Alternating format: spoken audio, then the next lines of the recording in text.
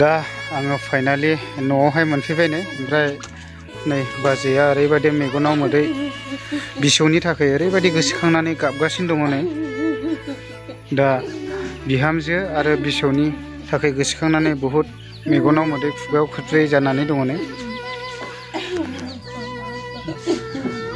दा आङो गासैखौबो सोंनानै लाजोबगोन दा नै बहुद दुखुआव दं आरोना बेनिखायनो जेसेबांनाखि रायजो राजाफोर प्लिज अननानै बे भिडिअखौहाय शेयार खालामनानै हो ओमफ्राय बेजों लोगोसे सोरबाफोर अबावबा नुसनोब्ला प्लिज अननानैहाय गाहायाव होनाय कन्टेक्ट नाम्बाराव थाब कल खालामनानैहाय खोन्थाहरनो थाखाय गुरैयै खावलायहरनाय थाबाय मोनाबिलिनि बयनिसिमबो गोजोननाय जासिहरनाय थाबाय दायो आङो बेंटल गेटआव दंफैयो बेयाव मानो दंफैयो होननानै बुङोब्ला दाख्लै बावैसो आङो मोनसे भिडिअ होदोंमोन नोंथांमोना निस्सय नुसनबाय जानांगौ बेनो जादों जाहैबाय दाख्लै थांनाय 11 थारिख मोनाबिलिनि 6:30 बा 7थासो बाजियावहाय रिस्नु रेखा नार्जारिया गोमानानै दं बेजों लोगोसे गावनि अन्थाव बाथाव फिसाला आरियानाबो गोमाफादों ओमफ्राय आङो डिटेल्स गासैखौबो नोंथांमोननोहाय आं भिडिअनि गेजेरजोंहाय दिन्थिनो नाजागासिनो दं बेखौहाय माने दासिमबो मोननाय जायाखै ओमफ्राय दा आङो न'खरनि गारजेनफोरजों गासैजोंबो आङो सोंजोबगोन जायबा गोमाजानाय बिनि हासबेन्डजोंबो आं सोंगोन ओमफ्राय जायबा गोमानाय बिनि बिमा बिजोंबो आं सोंगोन ओमफ्राय बिखुनजोफोरजोंबो गासैजोंबो आं डिटेल्स सोंजोबगोन नोंथांमोना भिडिअखौ नायलांब्लानो बुजिगोन दा माबायदि नायदोनै लोगोफोर बै गारि खारबाय थानाय नुनायानो जादों जाहैबाय बेनो बेंटल गेट ओमफ्राय आङो सिङाव हाबलांनोसै नै बेनो ओमफ्राय नैबे गेटआ फुरा फोरलां फोरथां खेंनानै दोनदों आरो बे गेटआनो फांनानै दोननायमोननो ओमफ्राय बेबो फुरा गाला गालि जानानै थाजोबदों आरोना नैबे गेटआ दा आं सिङाव हाबलांनोसै आरोना नैबेनोमोन गेटआ नैबेबायदि थिंनिमोन आरो नैबेबायदि ओमफ्राय बेजों लोगोसे नै ओरैनोबो ओरै बेफोरबायदि साबि होदोंमोन आरो नै बेफोरो फुरला फुथा जानानै थाजोबदों नै ओमफ्राय दा बेबायदि आरो दा आं सिङाव थांगासिनो दङ ओमफ्राय दायो आङो फाइनालि जे जायगायावहाय जाथाय जादों बे जायगायावहाय सफैबाय ओमफ्राय दा मोनाबाय आरो थेवबो केमेरानि माबाया मोजां फैयाखिसै आङो सोंनानै लानायसै ओमफ्राय नैबे फ्रेमेन्ट टाइटेला मा होनोमोन बसुमतारी ओमफ्राय दा नै बिनिनो हिन्जाव जाहैबाय गोमानाया ओमफ्राय लोगोसे फिसाला जाहैबाय ओमफ्राय नैबे बिखुनजो जाहैबाय आरो ओमफ्राय दा जेनेबा आङो फार्स्ट टाइमावनो नैबे जायबा गोमाजानाय बिनि फिसायनावनो आंनो सोंनानै लानोसै ओमफ्राय न'खरफ्राव माबाफोर नांलाय खमलायफोर जादोंमोन नामा जेनेबा जेबो जायाखै ओमफ्राय दे नोंनि हिन्जावा नै बे बेंटल गेटआवहाय फैदोंमोन ओमफ्राय बेखौहाय नोङो खबर होबोनानै फैदोंना फैयाखैमोन जेनेबा फैनाय समाव आंबो दंखायोमोन नालाय ओमफ्राय स्कुटिखौ लाबोफानो होन्दोंमोन आं एसे थाब सहैथों होननानै ओमफ्राय स्कुटिखौ लाबोनाय जायासै बियो बिनानावनो हरफिनदोंनो माबानिफ्राय लामा ससेनिफ्राय स्कुटिखौ ओमफ्राय फैनानै स्कुल मोनफैयाखै लेट जाफैदों आरो औ ओमफ्राय जेनेबा नोंजों फनफ्राव जगाजग दंना गैयामोन जेनेबा स्कुल मोनफैयाखै मायाखै बेफोरखौहाय स्कुल जेनेबा जगाजग दंमोन आंजों माबा मा होनो आं फन हरबाय थाखादों ओमफ्राय खोन्थाहरदों आरो आं दखानाव दंफैयो दखान खुलिगासिनो दं बिदि होननानै ओमफ्राय नों दे गोबाव सम संसार जाबोबाय ओमफ्राय नोङो माब्लाबाफोर समावहाय नोंनि हिन्जावा सोरजोंबाफोर फन रायज्लायनाय नोङो सन्देह मोन्दों नामा बिनि सायाव जेनेबा मोनाखै आं बेखौनो बयखौबो रायजोफोरखौ बेखौनो खावलायनो सानो अबावबाफोर नुसनोबा अननानै प्लिज एकदम बे आंनि उन्दै गथ'नि मोखांखौ नायनानै एकदम आं जाहाथे जोंनो खोन्थाहरो ओमफ्राय आङो नै बिखुनजोनाव सोंबावनायसै ओमफ्राय दा जेनेबा दा बे नोंनि नोंजामादै जाहैबाय ने बाजै ओमफ्राय बियो नोंसिनाव थाखायो नामा जेनेबा ओमफ्राय नोङो जेनेबा गोमाजानायनि बिमा हिसाबैहाय नोङो मालाबाफोर नांलाय खमलायफोर नुबोफेरदों नामा जेनेबा नांलायनायाथ' नांलायाखै नांलाया मोजाङैनो दंमोन अनलायलायनानै जानानै दङ रायजो राजाखौ गासैखौबो आंनि फिसाफ्रा मोजाङै मोजां सफैफिनथों बेफोरखौ जाय नुयो बेफोरो खिथाहरथों बेफोरखौ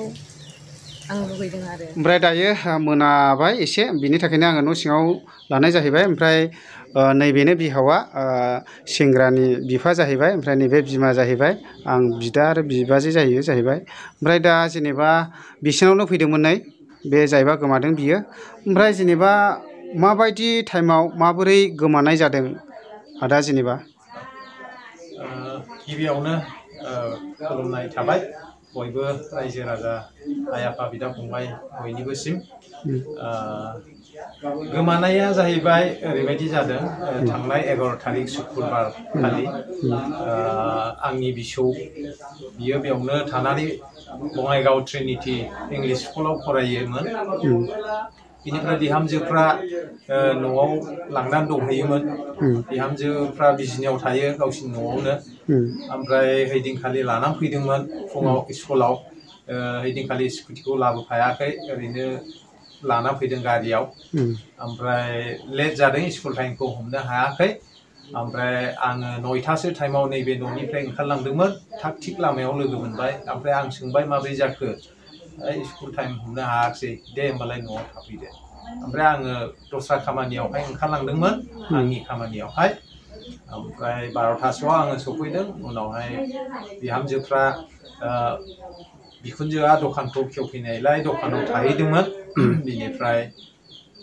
4:30 टाइमावहाय आरोबाव आं दस्रायाव थांनो गोनां जादों काजलगावआवहाय ओरैनो दखाना मा दखान होयो अबे जायगायाव दखाना नैबे बेंटल गेटआवहाय सि दख'ना दखान होनाय जायो बेवहायनो बिखुनजोजों बिहामजोजों थायोमोन बेनिफ्राय 4:30 टाइमावहाय आङो थांफिनगोन काजलगाव होननानै आं फन खालामहरनानै बिखुनजोखौ ओमफ्राय ओंखारलांनाय जादों बेनिफ्राय आङो काजलगावआव थांबाय काजलगावआव थांनानै नैबे टाइमावनो थिग राइट नैबे टाइमावनो आङो बे न'आव सफैनाय जादों अब्ला नै बियो लाइटआ दङमोन ओमफ्राय नैबे दरजाया हालां बेबायदिनो खुला ओमफ्राय आं बाइकखौ बै दरखङाव दोनफैदों ओमफ्राय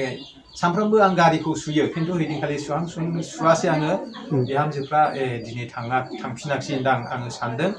ओमफ्राय हाबनानै बेसिम नायफैथारब्ला गैया ओमफ्राय गैयिखाय ओमफ्राय बिहामजोफोरनि बुस्थुफ्रा बैयाव दङ मना नुबाय आङो हायाव बै टेबोलाव दङ हायाव मोनसे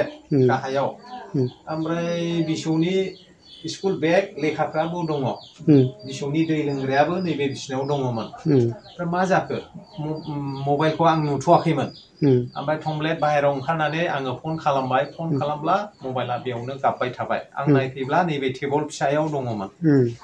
ओमफ्राय आङो आसरित मोनबाय बावलांखो ना माखो बेबायदि आङो सानबाय बेनिफ्राय हयथ' थांगासिनो दं ओमफ्राय आं इसेबां सिरियास लायाखिसै आङो एसे फ्रेस जानानै बेंटल गेटआव साहा लोंनोसै होननानैहाय आङो थांनाय जादों ओमफ्राय बाबुनाव खबर लाबाय जे सहैथ'वाखै नामा बाबुआ बुंहरबाय फिसालाया गैया सफैथ'वाखै बिदिनो टाइमा थांगासिनो दं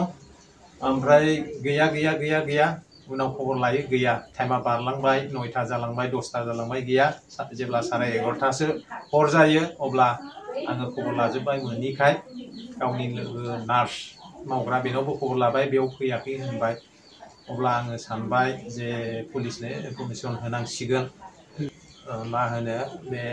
धालिगाव गोग्लैयो आउटपस्टआ होननानै ओमफ्राय बेखौ काजलगाव लांनाय जाबाय अब्ला आं रावखौबो लोगो मोनैयाव सासे लोगो लानानै जोंनि आब' रख्लाखौहाय आङो लोगोआव लानानैहाय आउटपस्टआव थांनानै आङो ओरै जादों आंना मानसि गोमाबाय बिहामजो आरो बिसौला होननानैहाय बेबायदि इनफरमेसन होनानैहाय जोङो फैनाय जाबाय लोगो पुलिसआ जायगाखौ नायफैनानै थांबाय ओमफ्राय गाबोन लिखित आकारैहाय लाबोदो एप्लिकेसन होनायखाय जोङो मैया एप्लिकेसन लिरनानै आरो फट'बो गांबा लांनानै हैनाय जाबाय बेनिफ्राय बिदिनो पुलिस आउटपस्टनिफ्राय खोथा होबाय जे जोङो सारा आसामाव जोङो मेसेजखौ हरसिगोन होननानैहाय थानानिफ्राय पुलिस सारमोना बेबायदि खोथा होनानै दङ दा बेखायनो आङो दिनैसिमावबो जेबो मोजां खबर मोनैखाय आङो रायजो राजाफोरनिसिम गुरैयैहाय खावलायहरदोङो बे जोंनि बिटिसिनि आरो बिटिसिनि आउटआव थानाय सारा आसाम बा आसामनि बाहेरायाव थानाय गासैबो रायजो राजा